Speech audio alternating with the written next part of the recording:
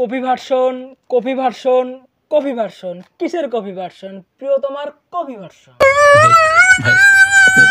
হ্যাঁ, আপনারা এর আগে প্রিয়তমা মুভি দেখেন নাই? লাইকা মারা যায় ঠিক সেই প্রসেসে আমাদের রাজকুমার মুভিতে সাকিব ভাইও মারা গেল। মানে ভাই, এই ধরনের ছবি দেখার জন্য আমি 150 টাকা খরচ করে সিনেমা হলে গেলাম সিনেমা দেখতে। এই যে কান ধরলাম, আর কখনো হিমেল আশরাফের ছবি দেখতে যাব না।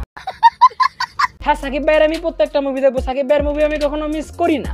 ডিরেক্টর যে ছবিতে হিমেল আশরাফ থাকবে সে ছবি আমি দেখবো না। মানে এটা আমার পার্সোনাল অপিনিয়ন, আপনাদের মতামত একটু কমেন্টে জানান। আপনি কি হিমেল আশরাফ ছবি দেখবেন কি দেখবেন না? বাই দা ওয়ে, চলেন এখন আমরা একটু মুভির দিকে চলে যাই। হ্যাঁ, প্রথমে আমি আমাদের রংপুর শাপলা সিনেমা হলে চলে গেলাম। ঠিক আছে, আসসালামু আলাইকুম। আজকে ঈদের দিন আমি উপস্থিত আছি শাপলা সিনেমা হলে, রংপুর শাপলা সিনেমা হলে। এখন আমি 3টার শোতে চলে আসছি।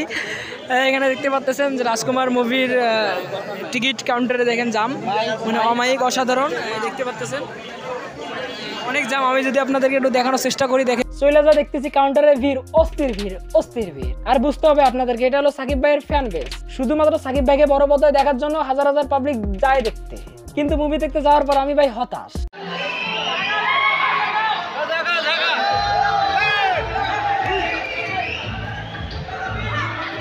আমি দর্শক দিয়ে হতাশ না, মুভির গল্প দিয়ে হতাশ। মানে ভাই, প্রিয়তমার দ্বিতীয় ভার্সন, ভাই দ্বিতীয় ভার্সন, শুধু একটু মুভিটা উল্টা পাল্টা করছে, বাট প্রিয়তমার কপি ভার্সন।